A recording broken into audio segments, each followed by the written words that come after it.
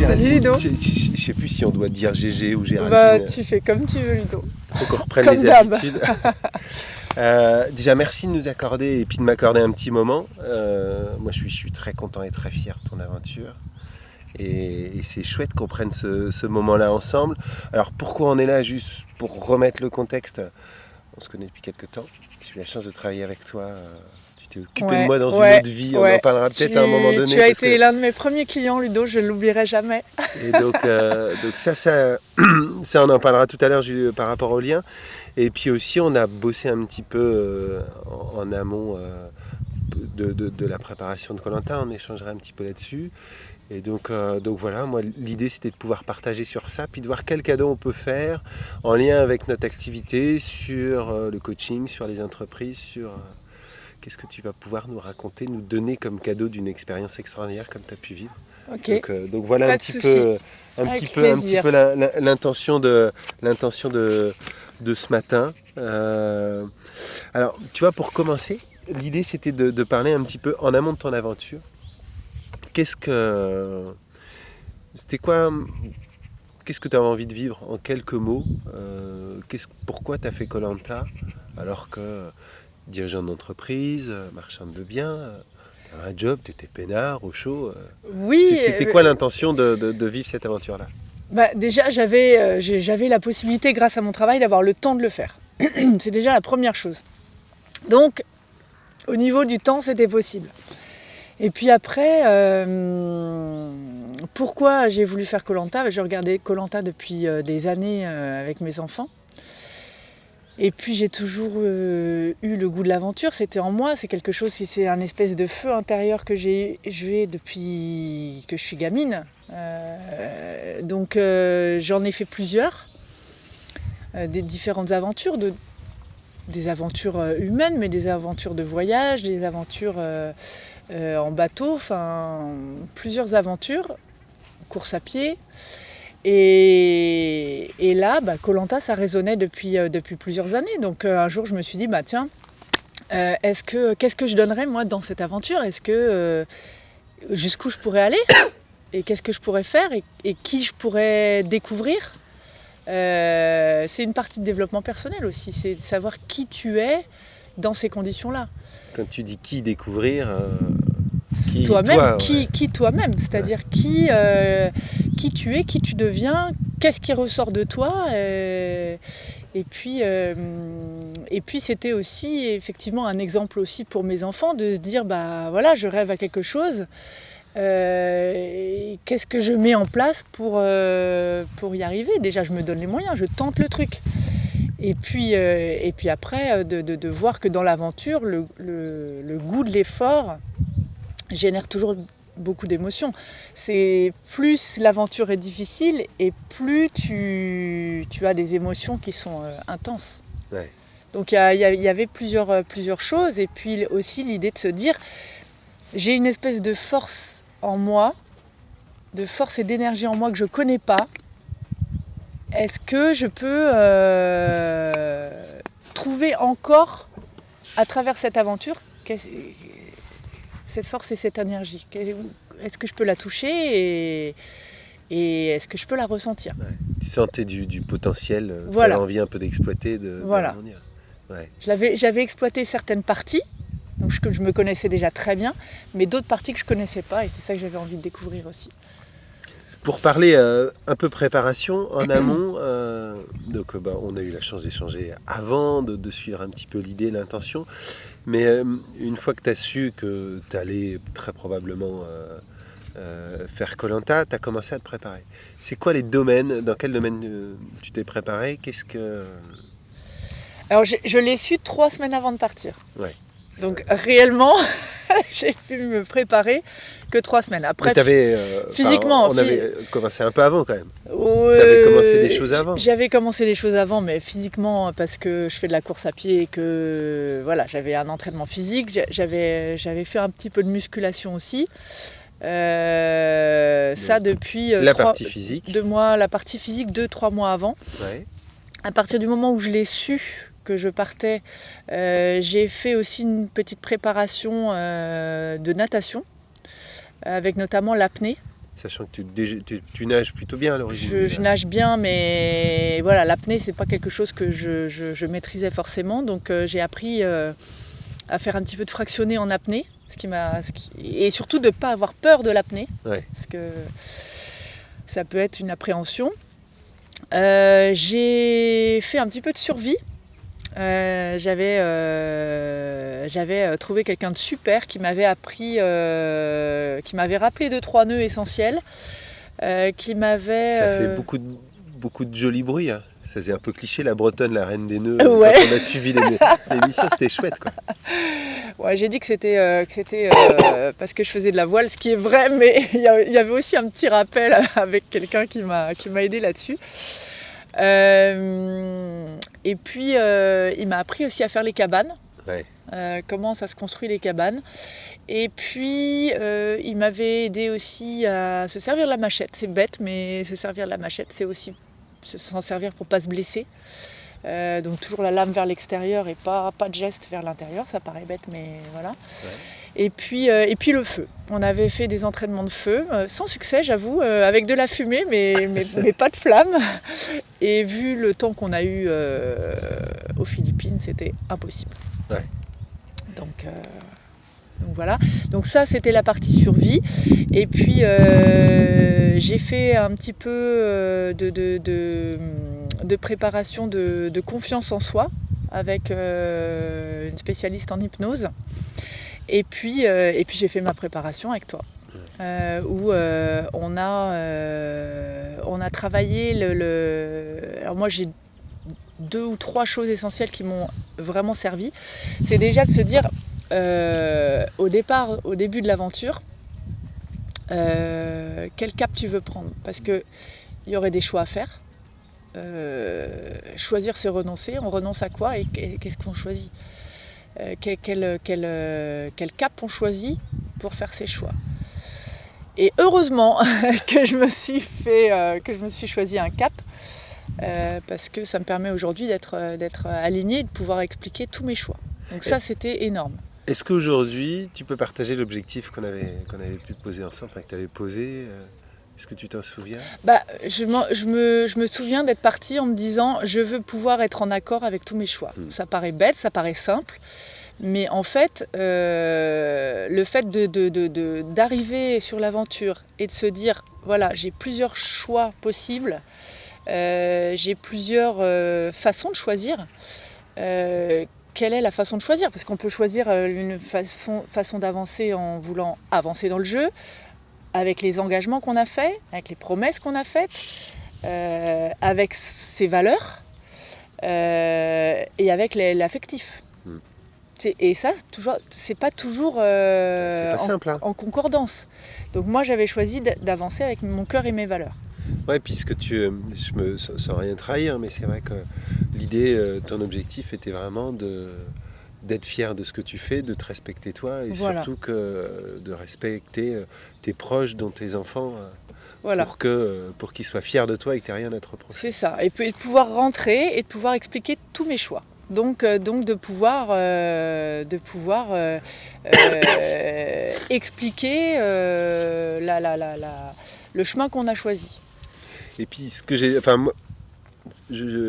on parlera un petit peu après d'objectif, mais je pense que ça a été une des clés de réussite sur le fait qu'aujourd'hui tu t'es respecté. Ouais. Moi je t'ai vu, j'ai l'impression de te voir comme on se voit régulièrement, quoi, en vrai. Il n'y a pas eu de triche sur la personne. Ceux qui ont suivi, ils ont vu la vraie, quoi. Ouais, et ça, je trouve ça chouette. Je pense qu'ils ont vu la vraie. Et même dans tes attitudes dans le groupe, on sentait vraiment cette notion d'alignement. T'étais toi aligné et t'as pas... on a toujours senti que les choix que tu les as faits, t'étais... Alors, il y a des choix qui n'ont pas été faciles, mais comment dire, difficiles dans les conséquences, mais très aligné dans les choix que tu as pu faire. Ouais. Et ça a fait partie des choses qui ont aidé un petit peu en avant. Ça, le fait de partir, parce que c'est vrai que le fait de partir sans objectif, finalement, au moment du choix, tu peux partir dans tous les sens. Et ce conseil-là m'a été indispensable et m'a été essentiel dans mon aventure. C'est ce qui fait qu'aujourd'hui, je me sens bien avec mon aventure. C'est que de fixer ton objectif, ça te garde ta ligne conductrice pendant toute l'aventure. Donc en fait, si ta ligne conductrice, tu l'as réfléchie avant et elle est en accord avec ce que tu es, bah tu gardes ton cap, tu regardes ce que tu es et tu vis les choses beaucoup mieux. Et je pense que c'est valable dans une aventure comme Koh Lanta, mais c'est valable dans n'importe quelle aventure, que ce soit l'aventure de l'entrepreneuriat, l'aventure de l'amitié, l'aventure, toutes les aventures. Ouais. On en parlera tout à l'heure, mais par rapport à l'entreprise, ça a vraiment un lien fort, quoi. Bah, bien sûr. Et ça permet de prendre les décisions. Tu sais pourquoi tu te dis oui ou non, quoi. Voilà. C'est-à-dire que dès l'instant où tu es aligné, ta décision, elle est peut-être pas facile à prendre sur le moment, mais elle est alignée, elle est dans le respect de qui tu es, ce que tu fais, tes valeurs. C'est ça. Donc l'objectif en amont, qu'est-ce que sur le travail mental, sur le travail mental, donc travail sur la confiance en soi, l'estime de soi, le travail mental, qu'est-ce que tu as fait d'autre? Qu'est-ce que tu as préparé sur les trucs qui ont servi, d'autres pas servi? Alors nous, préparation mentale, on avait fait des choses aussi. On s'était préparé sur, par exemple, des épreuves statiques. Je ne sais pas si tu te souviens. On avait préparé des épreuves statiques en se disant si jamais il y a des choses à porter ou des choses à tenir, comment on fait pour tenir mentalement quand la douleur commence à être importante. Et moi j'ai des choses qui me sont revenues en fait sur l'aventure. Je ne sais pas si tu te souviens de l'épreuve avec les bâtons. On a tout suivi, hein. Avec les Mikado et tout. Avec les Mikado. Et d'ailleurs les femmes ont été extraordinaires. Voilà, les femmes ont été extraordinaires. Alors sans doute, bon, il y a une notion, à mon avis, physiologique, hein, c'est-à-dire qu'on a des bras moins lourds que les hommes. c'est bête, mais je pense que ça joue. Mais tu m'avais donné une technique qui m'avait servi, c'était de se dire, je visualise la visualisation. Je visualise que j'ai un bâton, non pas au-dessus qui tient, mais en dessous qui porte. Et visualiser ça, bah, finalement, tu as l'impression de t'appuyer sur quelque chose qui n'existe pas mais qui te fait tenir. Ouais, on est sur des trucs d'auto-hypnose, c'est chouette. Je me souviens même, comment dire, je trahis peut-être un truc, mais quand t'en parlais, t'aurais peut-être pu continuer même après. Ouais, alors... Physiquement, t'aurais pu tenir encore un peu après tu t'ennuyais pas? Voilà, je m'ennuyais. La fille qui s'ennuie, elle lâche. Super mental. Et c'est bon les gars, quoi. Mais à chaque fois, quand j'ai fini troisième, finalement, c'était la très bonne place parce que les deux premiers avaient toujours à choisir quelque chose. Soit une équipe, soit quelqu'un à éliminer. Enfin, j'étais plutôt pas mal. Mais non, c'était... j'aurais pu tenir dans certaines situations. Les Mikado, non. Ouais. Les Mikado, non, ça me brûlait trop. L'apnée, oui. Ouais. Y a une belle épreuve sur l'apnée aussi. L'apnée, il m'aurait manqué de la confiance, un peu de confiance, un peu de croyance que c'est possible. Tu referais pas la même épreuve aujourd'hui? Non, parce que je me dis, ayant vu Bastien qui en fait reste en apnée en dessous pour voir ce qui se passe, bah, en fait j'aurais pu prendre une bouffée d'air et rester en apnée plutôt que d'avoir l'impression d'étouffer et de sortir tout de suite. Voilà, bon, c'est des petites choses, c'est facile à dire maintenant, hein, mais sur le coup c'est peut-être moins facile. Et puis il y a une autre chose qui m'avait servi aussi, c'était en termes d'auto-hypnose, on avait travaillé un peu la méditation. Ouais. La méditation, avant de partir, au début de la méditation, je ne sais pas si tu te souviens, je tenais 2 minutes. C'était impossible pour moi de partir et de m'évader. À la fin, juste avant de partir, j'arrivais à tenir quasiment 20 minutes en pouvant évader mes pensées. Et là, notamment sur l'épreuve des poteaux, il y a eu une concentration à avoir. Alors, j'ai pas réussi à m'évader dans un lieu ressource parce qu'on s'en était parlé du lieu ressource, de se dire tu penses au lieu que tu aimes bien et tu détailles tout ce qui se passe, etc. Là, j'ai pas réussi à m'évader, ça me déstabilisait. Par contre, un autre moyen d'auto-hypnose, c'était de fixer quelque chose et puis de détailler. Ce qui te permet de ne penser qu'à ça et de ne pas faire autre chose. Ouais. Et c'est ce que j'ai fait. J'ai détaillé les caméramans pendant 2 heures. Ouais. Il y en avait 3. Et d'ailleurs, 2 heures, j'ai lu ou j'ai suivi, en plus c'est un beau résultat, c'est-à-dire que ça fait partie des belles durées sur les poteaux. Ouais. Moi, je sais que tu es un peu modeste, mais tu as vraiment tenu très longtemps. Et sur le papier, enfin, je sais pas ce que disaient les internautes. Nous, quand on a su que tu étais au poteau, vraiment cette capacité à tenir longtemps, tu étais tellement détendu, aligné, et puis là où tu devais être, que Ouais, c'est surtout... je pense qu'on t'aurait pas dévissé tout de suite. Non, je pense que j'avais encore de la marge. Parce que en fait, même ce qu'on ne se rend pas compte, c'est que le carré de 10 par 15, il a des côtés, forcément, et que ces côtés-là, ils sont plantés dans la plante des pieds. Donc en fait, ça fait mal. Mais je ne les ai même pas sentis. Je n'ai pas senti mes pieds. Et qu'est-ce qui fait que tu étais partie ? J'étais partie. Ouais. Et quand on parle de neurosciences, de capacité du cerveau, moi j'ai découvert à travers cette aventure que le cerveau a des pouvoirs qu'on ne connaît pas et qu'on ne maîtrise même pas. C'est même pas la force du mental, c'est la capacité du cerveau à faire des choses qu'on ne soupçonne pas. Et qu'est-ce qui fait que tu passes le cap, que tu t'en sers à ce moment-là ? Quand tu es au pied du mur, Ouais. quand tu es au pied du mur et puis que tu n'as rien à perdre, que tu es aussi porté. Moi j'étais portée par une sorte d'adrénaline quand même quelque part, de se dire je suis là, j'arrive au poteau. Enfin, c'était tellement incroyable. Je dis qu'est-ce que j'ai à perdre aujourd'hui ? Est-ce qu'on était au-delà de ton objectif de départ ? J'étais largement au-delà de mon objectif de départ. Donc je me disais, GG, t'arrives sur la langue de sable, t'as les 4 poteaux qui sont là. C'est... Ah, moi, le poignard, tu vois, je reviens un peu là, mais quand tu le plantes, on en a pleuré. Ah ouais. Parce moi aussi, à chaque fois que j'en reparle, j'ai des frissons partout. On connaît le chemin, on connaît l'histoire. Cette symbolique chouette. D'ailleurs, ça doit être, comment dire, en termes d'émotion, donc ça a été super puissant. Ouais. Qu'est-ce qui s'est passé à ce moment-là ? Au moment du poignard ? Ouais, parce que... Au moment du poignard, en fait, il faut savoir que moi, l'orientation, à chaque fois que j'ai regardé Koh-Lanta, l'orientation, c'est l'épreuve qui me donnait le plus d'émotions. Ça me donnait des hoquets d'émotions, tellement...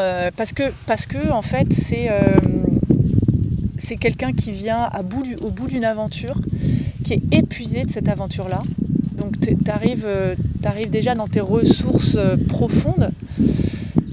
C'est une difficulté, t'as de la pression, t'as de la tension, t'as du stress.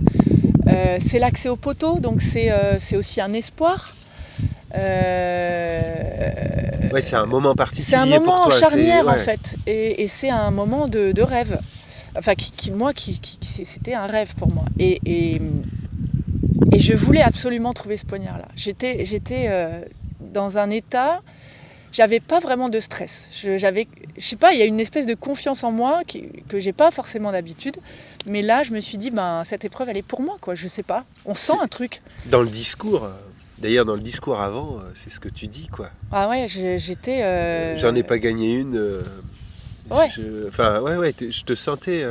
alors qu'on sait que tu es plutôt sur la réserve en général. Je suis plutôt sur la réserve, mais là, je me sentais déterminée à vivre le truc. Déjà, je me sens à l'aise avec une carte, avec une boussole, et puis j'avais envie de vivre cette émotion-là, quoi. Et quand Alors, on a vu Bastien qui me suivait, etc. Voilà. Mais en fait, je n'en faisais pas cas. T'étais focus. J'étais focus, et presque même, il n'existait pas, en fait, Bastien derrière moi. Je l'ai même pas... Et quand je trouve le couteau, c'est l'aboutissement de tellement d'énergie, d'effort, d'espoir, de désespoir. Et la fin de l'aventure, c'est un ascenseur émotionnel permanent. Et là, je passe de la partie difficile à l'ascenseur émotionnel très très haut. Donc il y a tout qui lâche. Et c'est un moment incroyable.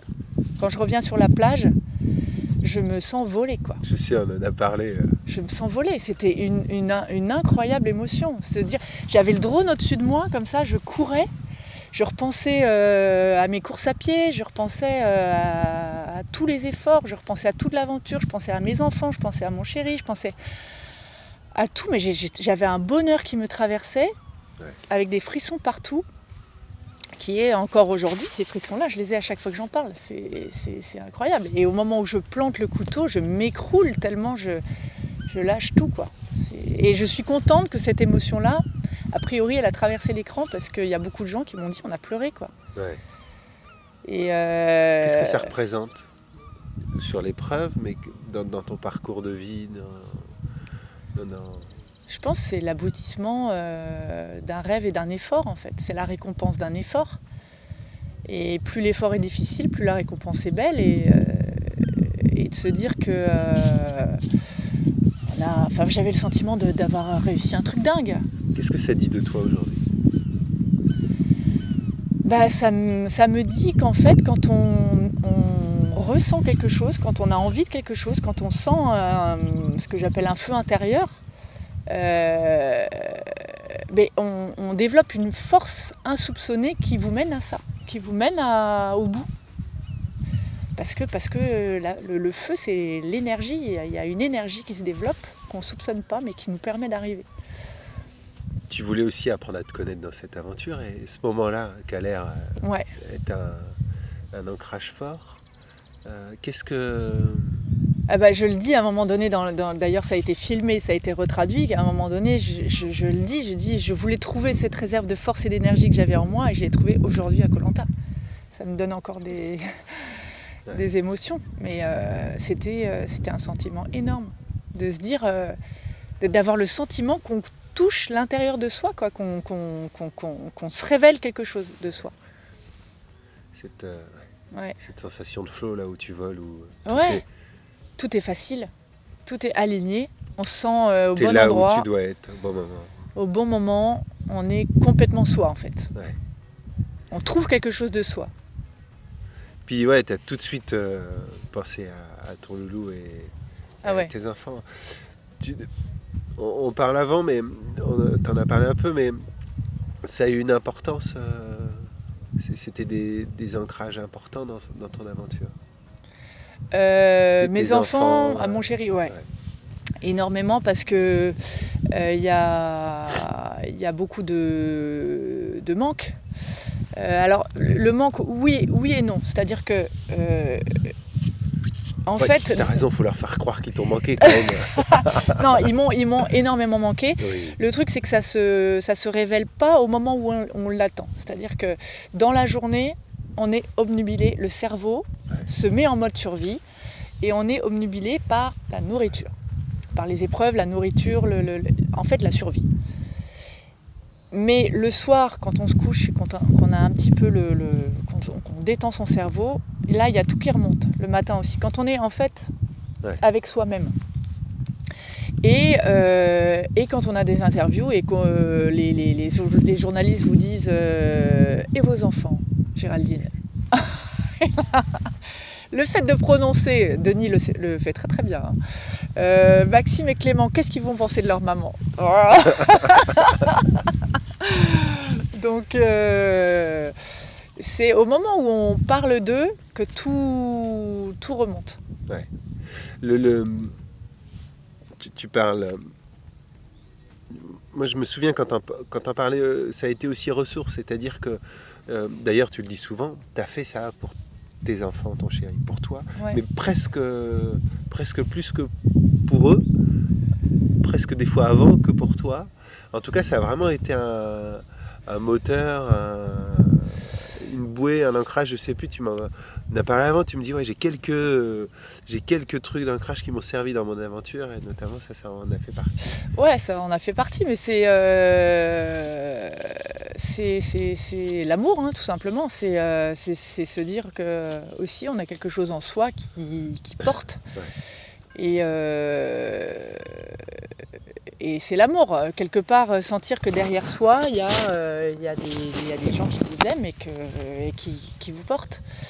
Mais l'amour au sens large aussi, parce que quelque part, l'équipe qu'on a eue, ça a été tellement une aventure d'amitié dans cette équipe, que tout ça, ça m'a apporté aussi. L'amitié est une forme d'amour. L'amitié de toute cette équipe qui a permis aussi de m'accompagner jusqu'au bout, quoi. Qu'est-ce qui fait, alors, tu vois, on va faire quelques parallèles avec l'entreprise, avec le sport, mais qu'est-ce qui fait que cette équipe, parce que les rouges, enfin c'est les bleus au départ, puis après les rouges, Ouais. vous faites partie de ceux qui vont plutôt au bout. Qu'est-ce qui fait, c'est quoi les quelques trucs qui ont fait que ça a bien fonctionné? Je pense qu'il y avait, je pense que c'est l'entente, hein. C'est comme dans une entreprise, hein, les gens qui s'entendent bien, tu développes le meilleur de toi-même. Ouais. Si tu as un leader qui arrive, qui s'impose à lui-même. Ça a été le cas? Ça a été le cas avec François. Ouais. C'était un leader naturel, mais un leader naturel, le vrai leader, ce que j'appelle le vrai leader, c'est-à-dire la personne qui est capable de te donner confiance en toi, de t'accompagner avec bienveillance, de soutenir son équipe, de fédérer, de te permettre de donner le meilleur de toi-même et surtout d'avoir confiance en soi, parce qu'à partir du moment où tu as confiance en toi, tu peux développer des choses beaucoup plus belles que quand tu es freiné par quelqu'un, quoi. Ce que j'ai trouvé chouette, tu vois, les choses que j'ai vues moi de l'extérieur, il y a cette notion de leader où en gros, il a été un des acteurs qui a mis le collectif avant lui ou avant d'autres. Ouais. Ça, je trouve que c'est une des clés de réussite de votre équipe, alors qu'on voit souvent dans Koh-Lanta des gens qui vont avoir un peu de tactique, parce que ça fait partie du jeu. Et l'autre chose que j'ai trouvé chouette, j'ai trouvé, ça a bien fonctionné, et d'ailleurs ceux qui ont été au bout, il y avait des valeurs communes, quoi.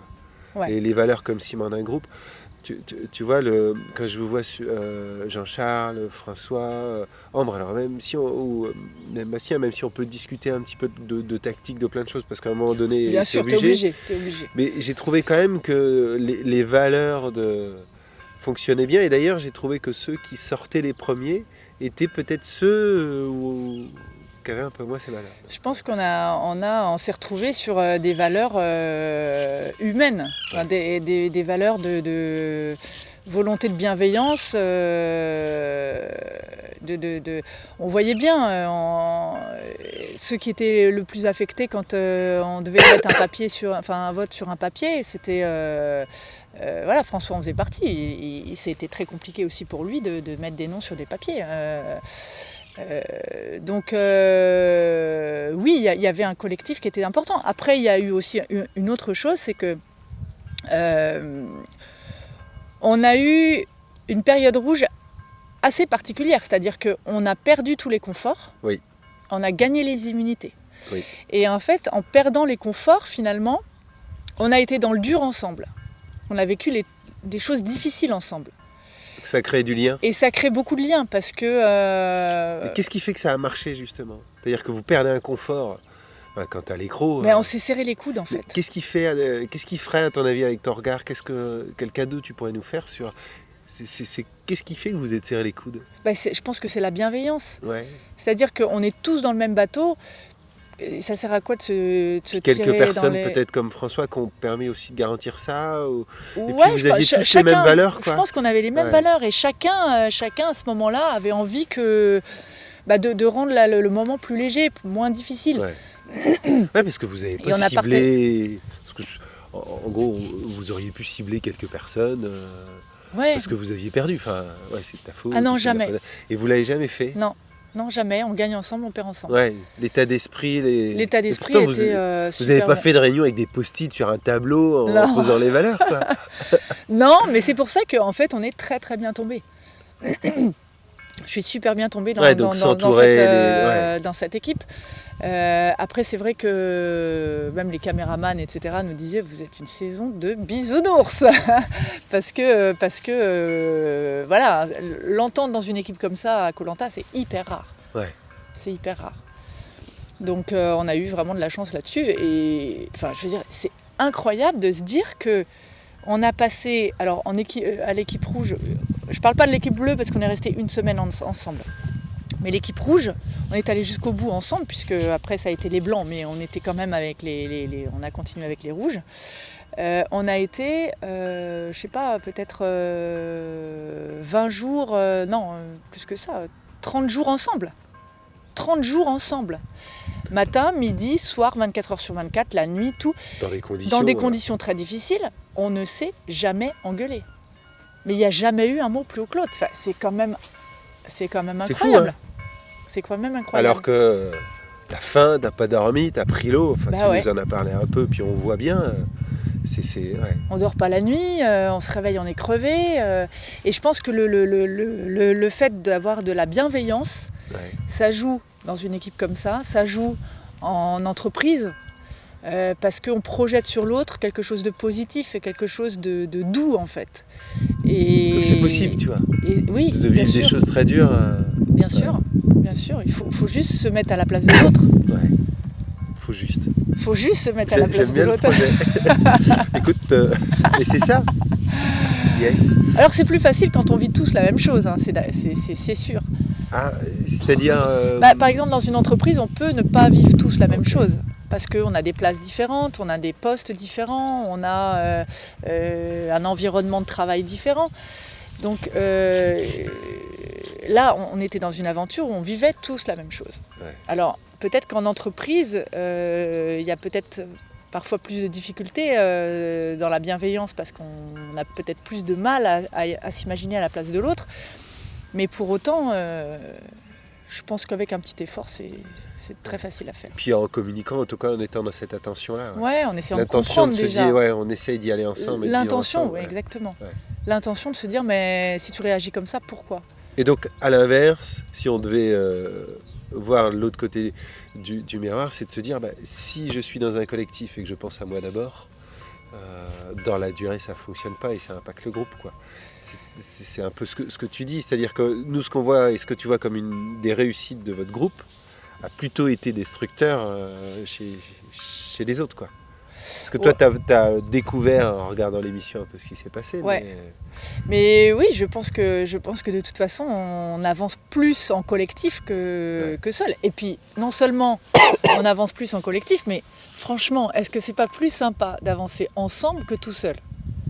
Ouais. C'est plus sympa de... On est un fan, parce que tu connais mon point de vue sur ça, ouais.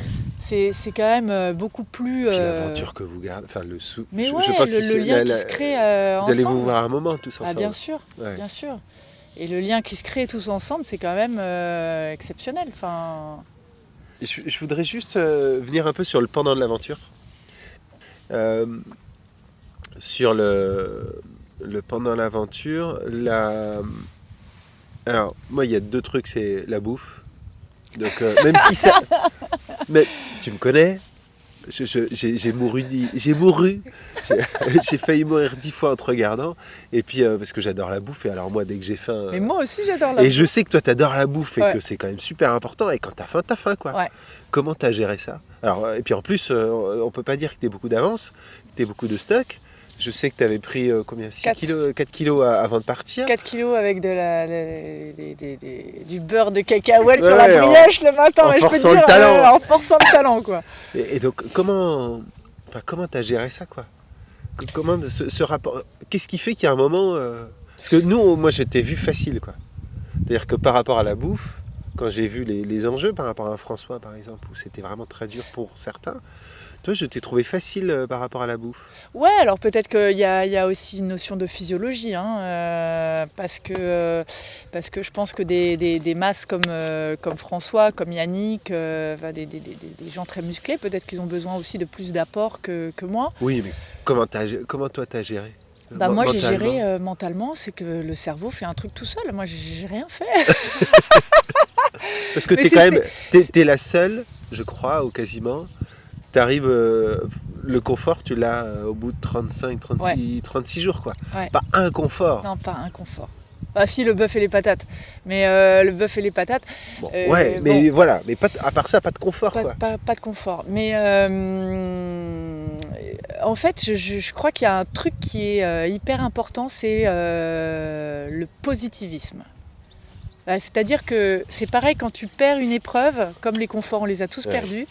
c'est de se dire, ok, bon, bah, on a perdu, c'est fait, voilà. On pense à un truc positif derrière qui nous permet de vivre quoi, le par négatif. Comment tu bascules? Ok, c'est fait. C'est fait. Bah, c'est Et fait. comment Bah, tu maintenant, bascules? C'est quoi le truc positif qui suivait, par bah, exemple? le truc positif, c'est que voilà, on passe un moment ensemble ce soir, on a fait un feu, il pleut pas, c'est positif. Ok. Donc voilà. Et après, au niveau de la nourriture, sérieusement, je pense qu'il y a un truc que le cerveau fait tout seul, il se met en mode survie. Et c'est pour ça que la capacité du cerveau, on ne la mesure pas, mais je pense qu'elle est incroyable. Et moi, avant de partir, j'avais qu'une peur, c'était ça. Ouais, on C'était en de se parlait. dire, purée, moi, aujourd'hui, je saute un repas. Ou je dors mal une nuit, Je tue quelqu'un. je suis de mauvaise humeur. Et là, donc j'avais peur de révéler un truc négatif de moi, enfin, qui je vais être. C'était un risque à prendre en fait. Et Qui je vais pourtant, être dans ces conditions-là. Et en fait, non, j'ai été la même. Mais je pense que le cerveau s'adapte et il y a aussi peut-être un cap à passer. Et il se concentre aussi tellement sur autre chose, c'est-à-dire sur l'épreuve, sur tout ce qui a à s'adapter autour. Ouais. Tu dois t'adapter déjà aux nuits, tu dois t'adapter au temps, tu dois t'adapter à ton environnement. Tu n'as pas la montre, tu as les épreuves, tu as plein de choses. Donc en fait, le cerveau, il est un peu dévié de la bouffe. Ouais, c'est-à-dire que ça devient secondaire, quoi. Tu te focuses sur autre chose. Ouais, tu te focuses sur autre chose. Si à la limite, on devait retenir un truc, c'est s'occuper, se focuser à autre chose. Et d'ailleurs, souvent, on peut oublier de manger quand on fait des trucs qui nous passionnent. Donc ça veut bien dire qu'on n'a pas forcément le besoin. Ou en tout cas, pas le besoin à court terme. Il y a un truc que j'aime bien que tu as dit aussi avant, c'est sur le côté positiver. Tu vois, juste pour info, les neurosciences nous expliquent ça, c'est-à-dire qu'en fait, on va voir le monde, comment dire, on voit le monde avec nos yeux et en gros, il n'y a pas une réalité, mais il y a ce qu'on voit de la réalité, la façon dont on l'interprète. Il y a ta réalité en fait. Et dès l'instant où tu vas regarder le monde, pas forcément de façon positive, mais en tout cas te dire ok, j'ai perdu le confort, je n'aurai pas le confort, et d'essayer d'aller chercher des choses positives, ça te permet de passer des caps. Et il faut savoir qu'en plus, en termes de chimie du cerveau, tu vas pas sécréter du tout les mêmes choses, les mêmes hormones. Au niveau des neurotransmetteurs, tu génères une autre chimie du cerveau, ce qui fait que tu le mets dans d'excellentes conditions pour être source. Et ça, je l'ai vraiment ressenti, quoi. Comment ça basculait? Il y avait une personne qui basculait un peu plus ou c'était ça se faisait naturellement? Est-ce que... Alors je sais que Jean-Charles et moi, on était beaucoup là-dedans. Ouais. Dans le truc positif. C'est-à-dire dans la vision, voir toujours un truc positif. Ce qui nous a vachement aidé. Bah, ce qui est génial, c'est que sur le papier, vous n'êtes quand même pas les meilleurs sur les épreuves. Ah oui. Surtout Jean-Charles, hein, comme il le dit lui-même. Et vous faites 1 et 2 sur le poignard, sur l'orientation, quoi. Donc, peut-être que ça joue, peut-être que ça a joué. En tout cas, moi, ça m'a allégé mon aventure, c'est sûr. Je voyais... Et puis, le problème, c'est que si tu commences à dire des trucs négatifs, tu entraînes tout le monde autour de toi dans le négatif. Tu génères des vibrations. La mécanique négatives. quantique explique ça. Si tu génères des vibrations négatives, tu vas être plus fatigué, moins bien. Dès l'instant où tu regardes le monde, les travaux sur la gratitude en parlent, on en avait parlé avant l'épreuve. On en avait parlé aussi. Mais tu vois, le fait de voir le monde de façon positive, même le petit plus... Et je trouve, c'est vrai que Jean-Charles et vous êtes des beaux ambassadeurs là-dessus. Ouais. Mais naturellement, parce que c'est aussi ma nature d'être comme ça, voilà. Et ça m'a servi, parce que 37 jours ou 36 jours d'aventure sans confort, parce que sans confort, on pense à la nourriture, mais il faut se dire aussi que sans confort, tu ne sors pas de ton île. C'est-à-dire que tu restes les fesses dans le sable pendant toute l'aventure, pendant 36 jours, tu restes sur ton île, tu manges ta noix de coco, les fesses dans le sable, au même endroit pendant 36 jours. Et ça, mine de rien, au niveau de l'oxygène dans la tête, ça joue quand même. Donc quand j'ai eu le confort grâce à François, c'est vrai qu'il y a eu la nourriture, mais il y a aussi le fait de sortir du camp. Et ceux qui ont eu du confort n'ont pas vécu le même Koh-Lanta que Jean-Charles et moi. Bah ouais. Il y a un autre truc aussi que je trouve intéressant dans les choses qu'on a pu échanger, c'est d'accepter ce sur quoi tu peux pas agir. Ouais. Et de dire ok, je vais juste travailler sur ce que je peux encore changer. Ouais. Et on se le disait souvent avec Ambre, ça. Alors, en se disant, il faut accepter ce qu'on ne peut pas changer. Ça sert à rien de revenir des dizaines de fois sur un truc qui est terminé. Avec des scies, tu coupes du bois. Pas mal. Ah putain, c'était quoi l'autre? Celle-ci elle est bien. Et c'était quoi l'autre? Je suis une femme. Attends, quand tu parlais de toi, celle-ci elle est magnifique. Ouais. Une femme ordinaire peut faire des choses extraordinaires. Ah ouais, ça c'est chouette. Ça. Moi je trouve que là on en a deux. Avec des scies tu coupes du bois, tu vois. Non attends, j'en ai une autre. Championne de rien mais capable de tout. Ouais. Mais en fait c'est vraiment ce que j'ai retenu de l'aventure. À la fin de l'aventure je me disais mais Gégé, t'es championne de rien. Enfin tu pars, tu fais des trucs. D'accord, tu fais des trucs. T'as fait la Mongolie, t'as fait des trucs un peu chouettes. Oui, j'ai fait des trucs. Non, mais je veux dire... GR20. Oui, mais GR20... T'as pas de médaille, t'as pas de... Mais non, GR20... T'es pas pro au basket ou t'es pas... GR20, on me dit en combien de temps tu l'as fait? 8 jours. Mais que le Sud. Donc, si tu veux, j'ai jamais rien fait d'exceptionnel. Le marathon de New York, oui, j'ai fait un marathon de New York, c'est exceptionnel de faire un marathon. Mais je ne donne pas mon temps, je ne donne jamais mon temps. Donc voilà. C'est très honorable d'ailleurs. Ouais, moins de 5 heures. Mais tu vois ce que je veux dire? Oui. C'est de se dire, j'ai jamais excellé dans rien au niveau sportif. Et on peut quand même faire des choses incroyables. Et grâce au feu intérieur, je pense. Grâce à l'envie. Oui. Quand il y a quelque chose qui résonne en toi. Comment tu le trouves? Comment tu le... Je pense que on le sent dans son ventre quand il y a quelque chose qui te parle. Tu vois bien, il y a des choses, quand tu en parles, elles sont tellement naturelles, c'est tellement facile. C'est un domaine qui est facile pour toi quand on parle. Qui résonne, qui vibre. Ouais. Tu le sens, ça. T'es connecté à ça. T'es connecté à ça. Ouais. Tu le sens. Ouais. Ça fait partie des choses d'ailleurs en coaching qu'on fait et qu'on travaille. L'idée, c'est d'aller se connecter à ça, à la mission de vie, à ce dont on a envie. Alors après, toi, tu es plutôt une affective, une intuitive, donc tu as réussi à t'y connecter. Mais c'est vrai que c'est pas toujours évident de le faire. Et ça prend du sens à... Comment dire, tout s'aligne une fois que tu es connecté à ça. Tout s'aligne. Mais en fait, c'est drôle parce que tu vois, ça s'est vu déjà rien qu'aux sélections. J'envoie mon dossier. Je me dis, bon, cette année, j'envoie mon dossier. Toutes les planètes sont alignées. Ça passe en termes d'agenda. Je veux dire, en termes d'agenda, en termes de personnel, tout, en termes de professionnel, tout. Je tente. J'envoie mon dossier. Étape 2, porte ouverte. Étape 3, porte ouverte. Étape 4, porte ouverte. À chaque fois, ça faisait des apéros, des trucs. C'est fatigant, ça. Ça aussi, c'est des épreuves avant l'épreuve.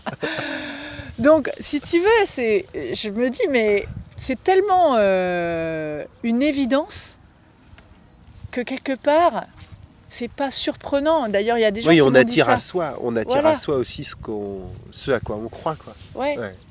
Voilà, il y a des gens qui t'ont dit c'est... il y a des gens qui m'ont dit mais c'est incroyable, mais en même temps c'est pas surprenant. Tel qu'on te connaît, c'est pas surprenant. Letty, c'est ce qu'elle dit, elle dit mais moi je t'y voyais. Oui. C'était sûr. Oui. Et elle te voyait aller là où... Ouais, et là où je suis allée. Ouais. Je reviens sur l'échange qu'on avait juste avant, d'accepter entre guillemets, de dire ce sur quoi on peut pas agir, on laisse tomber, et puis on va essayer de se concentrer sur là où on peut être proactif. Et tu disais, t'en parlais avec Ambre parfois. Ah souvent, parce que on entendait 2-3 personnes de temps en temps qui disaient ah ouais mais on aurait dû faire ci, on aurait dû faire ça. Voilà, c'est galère, regarde, on n'a pas le confort. Pendant ce temps-là, ils sont tous sur un bateau à faire la fête avec la musique, avec un énorme buffet, des chamallows et tout. Ah ouais, mais si on pense à ça, c'est horrible. C'est la difficulté de l'aventure, c'est de se dire, toi, t'es dans la galère et à côté, t'as... Donc, faut pas penser à ça. Si tu penses à ça, tu t'enfonces. Donc on pense pas à ça, on pense qu'on est là, tous autour d'un feu, et que c'est ça qu'on peut, on peut profiter du moment présent et de se dire on est tous ensemble, on est bien. Vous le dites? Et on se le dit. Ouais. Et, on se le dit, et les on gens est là, raccrochent et tout. Et tout le monde a raccroché, c'est ça qui était génial. Et comment dire, tu sens qu'il se passe un truc à ce moment-là, c'est-à-dire quand ça switch, quand tu sens que le groupe switch? Ouais, parce que tout le monde se détend, parce que on est autour du feu. Effectivement, on n'a pas le chamallow à tremper dedans, mais on est bien ensemble et puis on trouve d'autres choses en fait pour être bien. Je trouve qu'en termes tu vois, si on devait faire un parallèle avec une équipe ou une entreprise, c'est ça, c'est-à-dire que si tu décides collectivement de te dire ok, on switch, il y a un moment, tu sens l'ambiance, l'atmosphère. Bah oui, c'est l'énergie commune qui arrive. Il se passe un truc positif et ça y est, c'est bon quoi. Voilà. Ouais. C'est exactement ça. C'est qu'en fait, à un moment donné, quand t'es... Mais peut-être que justement, quand tu as travaillé les valeurs de l'entreprise et que tout le monde adhère à ces valeurs de l'entreprise, c'est peut-être plus facile. Tu vois, il y a peut-être un travail à faire en amont de se dire, bah voilà, quelles sont les valeurs communes pour pouvoir se baser là-dessus pour avancer et puis pour fédérer et trouver l'énergie commune et collective pour avancer mieux dans les difficultés, quoi. J'ai envie de parler un peu du stress. Alors avant, peut-être pas fort, mais pendant. Ouais. T'as eu du stress? Tout le temps. Ok. Qu'est-ce que tu mets derrière le stress? Le stress, c'est manque de confiance en soi. Ah oui. Bah ouais, le manque de confiance en soi avant de partir, au moment du voyage, hein, quand je vois les marmules en face de moi. Mais je me souviens, on en parlait avant. Ouais, le stress, ouais. Le stress de pas être capable et sur place, la légitimité, le manque de confiance en soi parce que pas se sentir aussi légitime que les autres. Qu'est-ce qui fait que... Pas aussi légitime parce que déjà plus âgée, sans doute moins sportive. Ça se voyait pas. Ouais, je me sentais décalée quand même par rapport. J'avais peur en fait de chaque conseil me faisait peur. On t'a renvoyé un peu ça ou pas? Pas du tout. Pas du tout, d'accord. C'était toi avec toi? C'est moi avec moi. Ouais. Parce qu'au contraire, moi dans mon équipe bleue, j'ai Alexandra Samira qui m'avait beaucoup rassurée. Et dans l'équipe rouge, j'ai eu un collectif qui m'a permis de m'apaiser là-dessus. Mais les épreuves, je pense que si j'avais plus cru en moi, je pense que j'aurais fait mieux. Je pense que ça m'a freiné. Le stress m'a... Alors, derrière stress, je mets doute. Le doute m'a à la fois freiné dans les épreuves parce que je pense qu'il y a certaines épreuves où si j'avais cru en moi, j'aurais peut-être fait des meilleures prestations. Et en même temps, le doute m'a porté. Il a été un moteur et pas un frein. En quoi alors Parce qu'en fait, quand tu doutes, et c'est pareil dans une entreprise, c'est pareil quand tu es chef d'entreprise, c'est quand tu doutes, tu restes vif, tu restes agile, tu restes à l'écoute de ton environnement, tu te poses des questions sur est-ce que je fais bien de faire comme ci, est-ce que j'ai bien imaginé ça, voilà, tu te remets en question en fait. Et le fait de se remettre en question permet d'avoir plus, je pense, d'agilité et de compréhension du monde qui t'entoure. Donc tu conseillerais à un dirigeant de boîte de douter? Ouais. Que le doute est un cadeau dès l'instant où t'en fais un allié, c'est-à-dire. Ouais, c'est ça. Je pense qu'il faut l'apprivoiser, le doute. Ouais. Comment tu l'as apprivoisé, toi, le doute? Salut, c'est GG, comment tu vas? Salut, non, mais en fait, il fait partie de moi, le doute. Donc, en fait, j'ai compris grâce à l'aventure qu'il fallait que je sois bienveillant avec. Parce qu'en fait, il m'apportait plus qu'il ne me desservait. tu en parles comme une personne. Ouais, parce que ça m'a accompagnée pendant toute l'aventure. Ouais.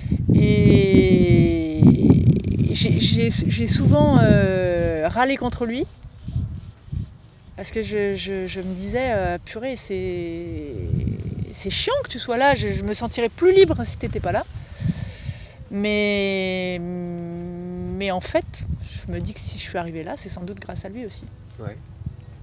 Donc, parce qu'en fait, le doute permet aussi de développer peut-être plus de force et d'énergie pour le surpasser. Il y a peut-être ça nous oblige peut-être à faire plus, quoi. Et toi, comment tu... Moi, je pense que ça m'oblige à faire plus. Plus que si j'avais confiance en moi. Si tu as confiance en toi, tu te reposes un peu sur tes lauriers, tu te dis bah, je vais passer le cap, machin. Si tu n'as pas confiance, tu te dis pour passer le cap, va falloir que je me dépasse un peu, quoi. Ces ressources, ça te mobilise. Ça te mobilise plus, je pense. Ça t'endort moins. Ça te ravive, ça te challenge, ça te garde en éveil. Okay. En tout cas, moi, c'est comme ça que je l'ai vécu. Ouais, chouette. Et peut-être ça m'a poussé quelquefois de l'adrénaline qui m'a été... T'as une anecdote où il y a un moment où tu dirais, tiens, il a été là. Beaucoup au début. Beaucoup au début, surtout quand j'étais dans l'équipe bleue où je me disais, purée, faut pas qu'on perde parce que la prochaine qui vire, c'est moi. Pourquoi moi plus que moi j'ai des pistes te connaissant, mais tu penserais plus ça maintenant. Je pense qu'aujourd'hui. Je sais pas. Je sais pas si je peux repenser, si je referais pas la même chose. C'est inné, hein. Tu sais, il y a un truc, tu sais, à un moment donné, à la fin de l'aventure, Denis qui me dit est-ce que ça a fait un déclic de confiance en vous je dis oui, que je suis capable, si on me demandait de chanter, je serais capable de chanter du Madonna. Parce que sur le coup, tu ressens une force énorme. Mais en fait, ta personnalité, elle est comme ça. Il faut l'accepter comme ça. Et c'est ce qui fait que tu fais des belles choses aussi. Donc il y a pas de, ça sert à rien de le refuser, quoi. Ouais, c'est-à-dire que c'est un allié, quoi. Ouais. Accepter qui on est. Bah ouais. C'est l'opportunité de transformer ça en ressources, quoi. Ouais. En tout cas, c'est comme ça que je pense avoir eu l'habitude de le faire. Et je me suis rendu compte que j'ai l'habitude, en fait, de faire comme ça. Ouais. Qu'est-ce que ça peut t'apporter dans ton métier de dirigeant d'entreprise aujourd'hui, ou dans tes futurs métiers, ou dans ce que tu feras? S'il y a 2-3 trucs avec lesquels tu repars et tu te dis t'es la Géraldine d'avant, elle avait pas ça et maintenant elle a ça. Qu'est-ce que tu... Franchement, je sais pas si j'ai gagné quelque chose en plus, vraiment, avec cette aventure. Je me suis enrichie, ça n'a pas changé ma vie, mais je me suis enrichie d'émotions, enrichie de me dire effectivement quand on ressent vraiment quelque chose, on peut le faire, que je peux aussi faire des choses extraordinaires, mais il suffit que j'en ai vraiment envie. Donc c'est plus ça que je veux écouter maintenant, que ce soit dans l'entreprise, dans mes projets personnels, professionnels, d'essayer vraiment de ressentir et de comprendre ce dont j'ai vraiment envie, ce qui va me guider pour la suite. Et encore une fois, d'accepter le doute. Après, d'avoir eu un vrai déclic de confiance qui me permet de savoir que j'ai la possibilité bonjour, qui va me permettre de faire plein de choses, oui, mais uniquement si tu as vraiment envie. Ça n'a pas complètement changé les choses. Je reste quand même la même, avec le petit manque de confiance qui fait partie de moi, quoi. Ouais, mais ces ressources... Mais aujourd'hui, mais je sais qu'aujourd'hui c'est ressources. Là où avant tu pouvais peut-être pas forcément bien le vivre, ou te dire que ça pouvait être limitant, aujourd'hui tu sais que c'est ton allié. C'est ça. Et qu'en gros il y a un truc à me dire, quoi. C'est ça. Il y a un truc de bien derrière, quoi. C'est ça. Yes. Et puis de se dire aussi, comme dans l'entreprise aussi, que quand tu traverses une crise, je dis pas que l'aventure était une crise, mais en tout cas c'était une partie éprouvante, une partie difficile. Poussé dans tes retranchements. Tu es poussé dans tes retranchements. Tu développes une partie très créative, une partie d'adaptation, parce qu'on n'en a pas parlé d'adaptation, mais le cerveau s'adapte, l'humain s'adapte de façon incroyable, que ce soit dans une entreprise, dans une aventure, quelle qu'elle soit. Il s'adapte, il faut lui faire confiance. Qu'est-ce qui fait justement qu'il s'adapte et qu'il tient et qu'il lâche pas? La survie, je pense. L'instinct de survie. Tu vois, je pense pas que c'est quelque chose que tu calcules toi-même ou que tu diriges toi-même dans ton cerveau. C'est le cerveau qui doit se mettre dans des positions de survie et qui t'aide à t'adapter aux différentes choses. C'est comme tu disais tout à l'heure, le fait de ne pas avoir à manger. Ouais. Il s'adapte. Il s'adapte beaucoup plus facilement que ce que j'aurais pensé, quoi. Est-ce que on pourrait dire, je vais essayer de reformuler avec mes mots, est-ce qu'on pourrait dire que le fait d'accepter, de lâcher prise, un petit peu comme on peut l'avoir en psychologie, fait que si tu fais confiance à ton cerveau, il sait quoi. Ah ouais, il sait faire, il fera le job quoi. Ouais. Et que par contre, quand vraiment ça devient dangereux, il va t'alerter quoi. C'est exactement ça. C'est un lâcher prise et le fait de se faire confiance, de faire confiance à son cerveau finalement. Ouais. Oui. Et le gros avantage de cette aventure, c'est que comme tu es poussé à bout, ton cerveau lâche prise. Enfin, tu lâches prise. Oui. Pour laisser la place au cerveau se D'ailleurs, on diriger. voit ceux qui n'ont pas lâché. Ils sont sortis très vite. Exactement. Et par contre, en entreprise, je pense que c'est peut-être plus difficile de lâcher prise ou dans ta vie de tous les jours, parce que tu gardes quand même toujours un peu l'envie de contrôler les choses. Alors, quel conseil tu pourrais donner je pense à des dirigeants qu'on peut connaître ou à d'autres? Qu'est-ce que tu auras envie de leur dire? Quel cadeau tu pourrais leur faire?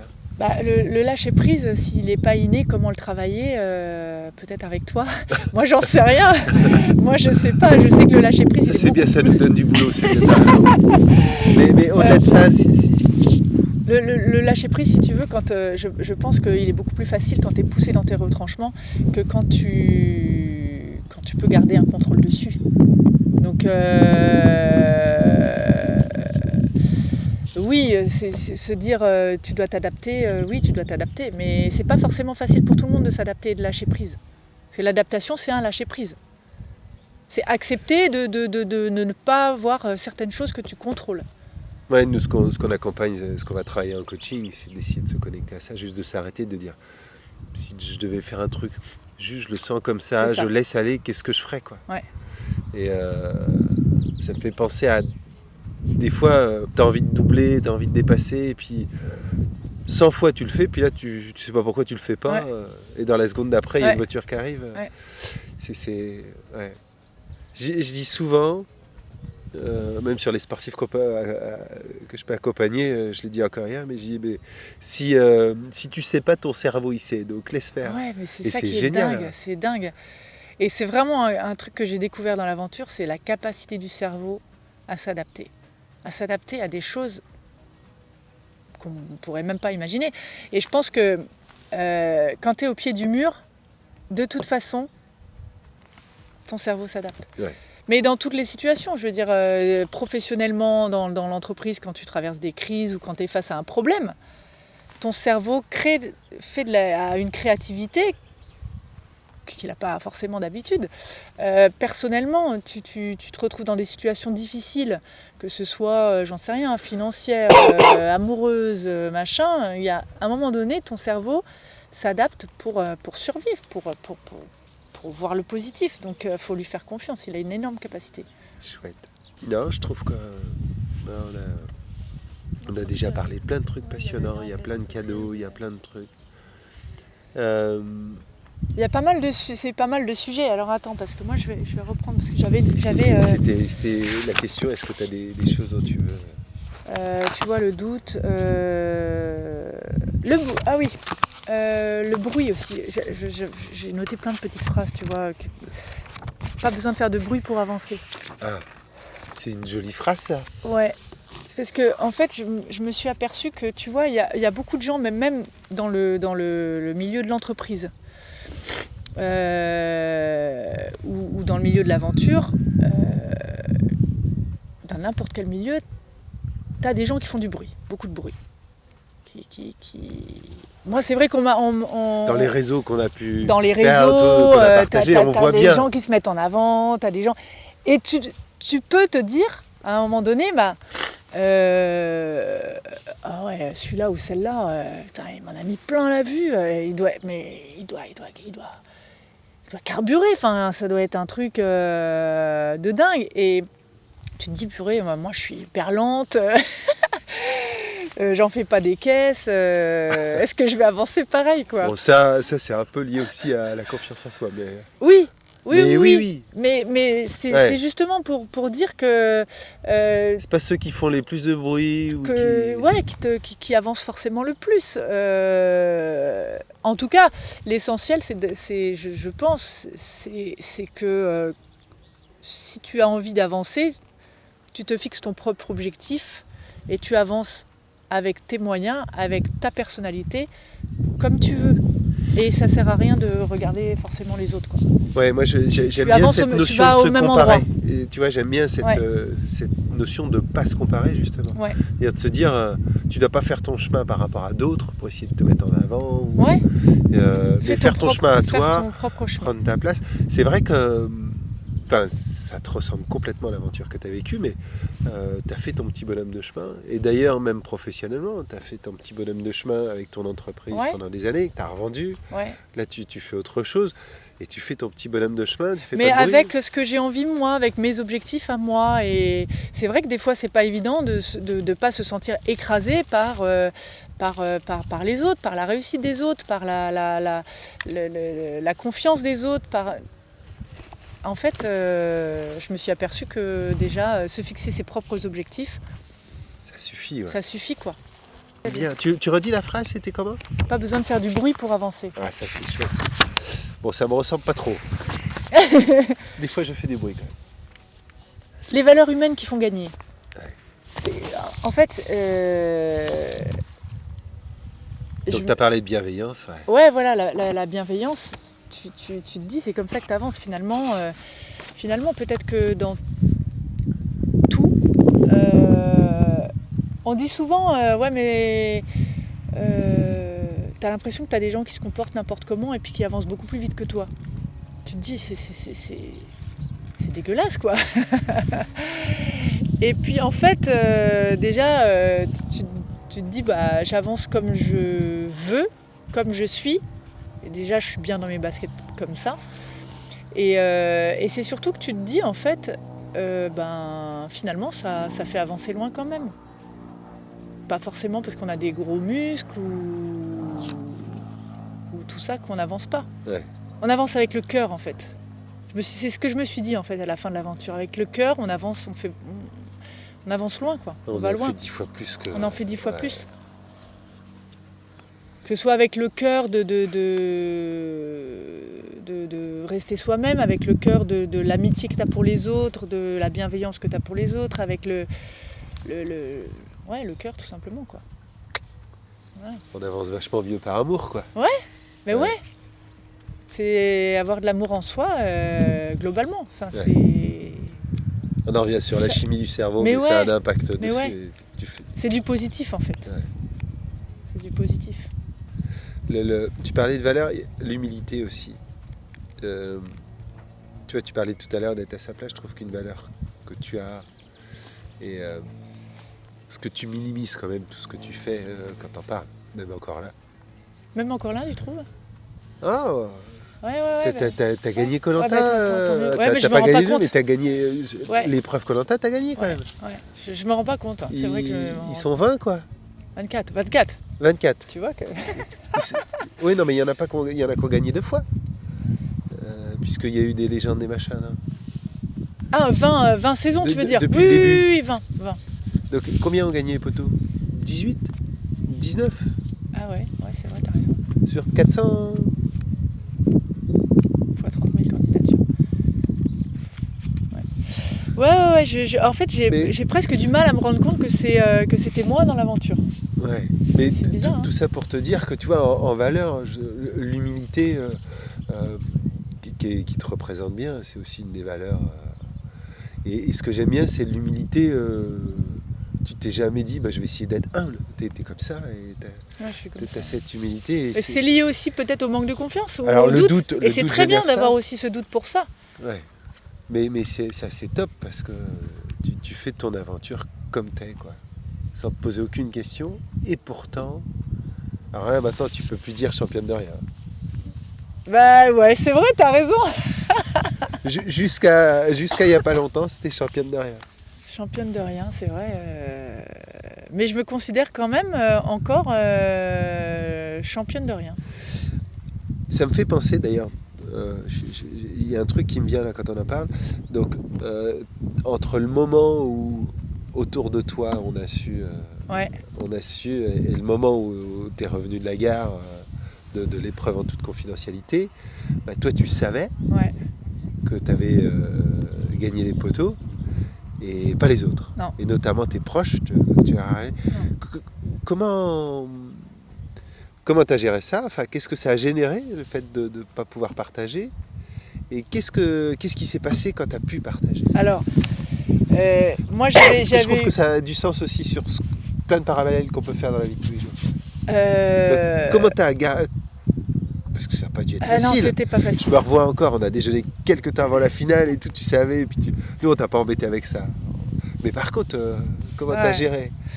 En fait, quand je suis revenue sur le quai de la gare, faut savoir que 3 jours avant, j'étais sur les poteaux. Ben oui, Donc l'émotion, elle je était revois encore. encore les photos. Elle était encore hyper intense, si tu veux. Et puis, Et, et donc, ouais, il a fallu garder tout ça. Mais en fait, ce qui m'a fait tenir, c'est de se dire, j'ai tellement hâte de voir leur tête et de voir comment ils vont vivre le truc quand ils vont me voir à l'orientation et au poteau, que ça vaut le fait de rien dire. Donc j'ai absolument rien dit et j'ai même brouillé les pistes. Ouais. Je suis arrivée sur le quai de la gare, j'ai dit ouais, franchement, ouais, je suis contente de mon aventure. Vous attendez pas un truc de ouf, mais et puis comme on sait que tu sais pas mentir et que t'es authentique, tout le monde t'a cru, quoi. ah, bah là Il y je en a peux même dire quand qu'il y on en a était- un qui commence à se poser des questions. quoi.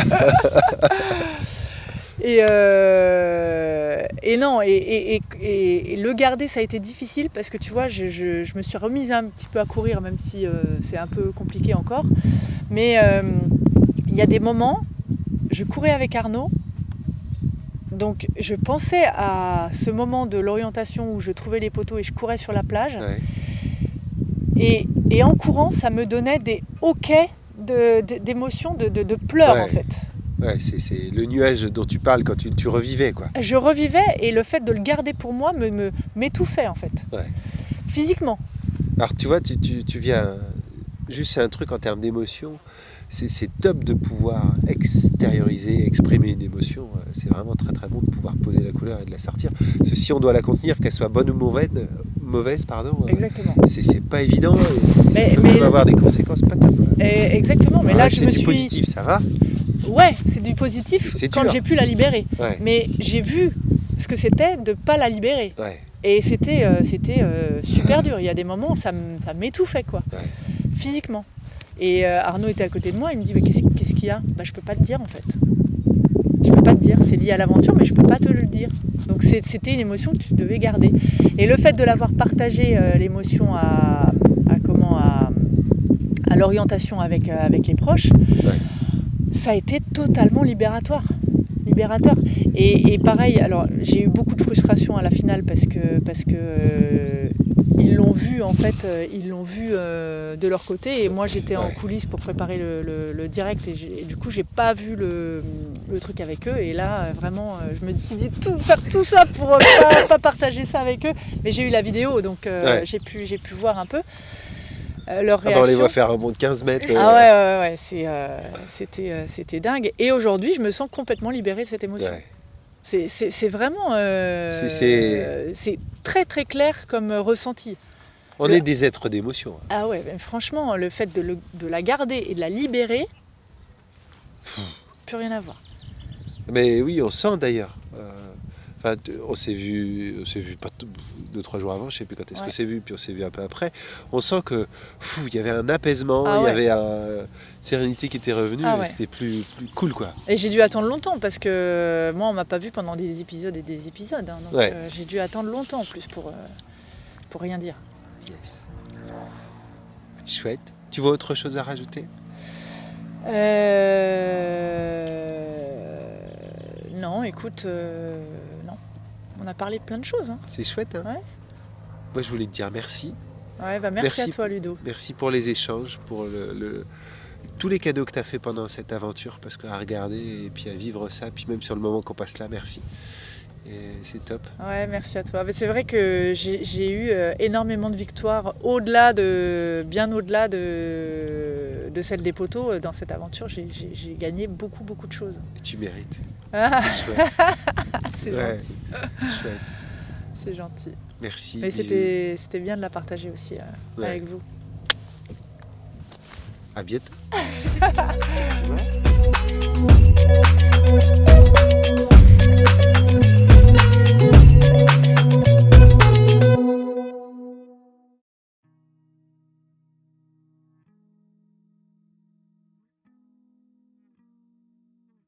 Tu disais? Ouais, un truc que j'ai réussi à faire, c'est de dire je suis fière de moi. Ouais. Je pense que je ne l'ai jamais dit de ma vie. Alors tu vois, ça fait partie des trucs. Je l'ai fait hier matin, j'étais en coaching ici. On a fait la même chose. Et la personne avec qui j'étais en coaching avait vachement de mal Ouais. à dire ça. C'est Et n'a pas pu. difficile. Et en fait, c'est très dur. Et puis en plus, quand tu le dis, tu sens le bien que ça te fait. Tu sens le. Ouais, après. En tout cas, les premières fois. Ouais, T'as une chimie du cerveau qui est différente. Le fait de verbaliser, de poser les choses. Et en même temps, quand t'es pas fier de toi ou quand t'as vachement de mal à le dire, bah, ça sort pas, quoi. Non, c'est. Et ça, c'est lié à l'image de soi, l'amour de soi. On n'est pas sur de la confiance en soi, on est sur l'image de soi. Quand tu as une image approximative que tu ne trouves pas top et tout, bah, dire que tu es fier de toi, c'est vachement dur. C'est dur, ouais, c'est hyper Et par dur. contre, quand tu le fais, Bah, c'est bon, hein. là, je peux pas ne pas le dire parce C'est bon, que ouais, c'est vrai que déjà c'est bizarre, quoi. Et tu es d'accord que quand on se le dit à soi, c'est vachement plus puissant que quand on le dit, que les autres te le disent. Parce que, je sais pas toi, mais c'était mon cas et c'est aussi le cas sur le travail qu'on fait en coaching. Mais le fait qu'on te dise que les gens soient fiers de toi, ouais, t'es content, ça te fait du bien. Mais pour autant, c'est pas pour ça que tu le penses ou que tu arrives à le dire. C'est ce que je disais en fait à la fin de l'aventure, c'est quand on me posait la question, est-ce que ça fait un déclic de confiance? Alors, de confiance ou d'estime, en tout cas, voilà. Je dis oui, parce que en fait, c'est que les autres te disent qu'ils sont fiers de toi ou que ce que tu fais c'est bien, c'est une chose. Ça t'aide à avoir de l'estime de toi. Mais par contre, quand il y a un truc à l'intérieur qui se déclique et où tu le ressens profondément, tu le ressens, ça n'a pas du tout le même effet. Ouais. C'est ça qui apaise. Ce qu'on te dit, ça te fait du bien, c'est sûr. Mais là où ça t'apaise, c'est vraiment quand tu le ressens à l'intérieur de toi. Quand c'est les tripes, que ça vibre de partout. Bah ouais. Et ça fait partie des travails qu'on fait en coaching. Ah mais ça c'est... Et justement, là on est sur le travail de l'estime de soi, et on remplit ce réservoir-là. Et le travail de gratitude, par exemple, dont on avait pu parler, de réussir à mettre en avant les petites victoires du quotidien, d'avoir de la gratitude pour ce qu'on fait au quotidien, ça fait partie des choses qui permettent d'augmenter cet amour de soi, cette image de soi, et justement d'inverser ce réservoir et de se dire, je suis fier de moi. Je suis fier de moi. Après, est-ce que ça influe sur la partie humilité, doute Non, parce que, comment dire, tu parlais de la personnalité, c'est la capacité à se remettre en question, à douter des choses. Elle est intrinsèque. Tu peux douter un petit peu moins, quelque part. Et c'est pas plus mal. Mais ça, c'est de ton point de vue. Il y en a pour qui c'est destructeur. C'est parce qu'aujourd'hui, oui, complètement. Douter aujourd'hui, c'est une croyance ressource que tu as. Ouais. Ah oui, c'est sûr. Et C'est sûr. t'en parles aujourd'hui, là où avant, c'était peut-être pas une ressource, toi. Ah non, j'étais persuadée que c'était un frein pour moi. Et tu vois, je pense que ton évolution d'image de toi, le fait que tu te sentes plus fier de toi, fait qu'aujourd'hui, tu es aligné sur ce doute-là. Et que c'est passé d'une croyance limitante à une croyance Complètement. ressource. Et aujourd'hui, tu te dis, le doute va pas m'empêcher de passer à l'action, va pas m'empêcher de vivre, va pas m'empêcher d'être fier de moi. Par contre, ça va être ressource parce que ça va me permettre d'être en hyper éveil, de réussir à vivre. Mais Et tu tu vois, vois, c'est ce basculement qui est c'est quand même, passionnant. malgré tout, c'est bizarre parce que ce doute-là, je l'ai toujours eu en moi et même si je ne l'ai pas analysé comme étant Le doute, ressourçant, enfin c'est aussi une ce qui t'a ressource, construit, quoi. C'est ce qui c'est fait aussi que tu es là aujourd'hui. exactement parce qu'en fait, toutes les aventures que j'ai vécues, finalement, à chaque fois, moi, ce que j'ai aimé et ce que j'aime là-dedans, c'est de me dire, je saute dans l'inconnu et je vois comment je me débrouille. Et ça, j'adore parce que ça t'oblige à sortir de ton doute. Bah, je ne sais pas si je vais être capable, mais en tout cas, je vais me lancer, je vais faire ce pas. Confronte à ce doute. Je me confronte à ce doute. Et je me suis confrontée à ce doute en permanence. Et en fait, c'est là que tu t'aperçois à chaque aventure, que tu découvres une partie de toi qui s'adapte à ce saut dans l'inconnu, quel qu'il soit. Ouais. Et petit à petit, ça donne là, sans doute la confiance en soi, en se disant c'est possible de faire le pas. Ouais. Et il y a un Et truc puis tu remplis ce réservoir d'estime de toi, d'image de soi, d'amour de soi, c'est chouette. Je pense. C'est quoi la prochaine aventure? J'en ai pas. Mais par contre, J'en ai pas, j'ai envie de t'aimerais en profiter de avoir, celle. t'aimerais... Ouais, j'en aurais une parce que j'avance avec des projets. Là, c'est vivre un peu du Mais là, quotidien, c'est- profiter de tes loulous, quoi. Ouais, et puis c'est vivre, voilà, vivre pleinement cette aventure. Je suis pas à la course tu vois, au défi ou je suis pas à ça. Je suis simplement j'ai envie d'avoir des choses qui me font vibrer dans ma vie. Donc forcément qu'à un moment donné, j'aurai un autre projet, mais j'en suis pas encore là. Cool. Peut-être un petit truc dans ma tête, mais on verra.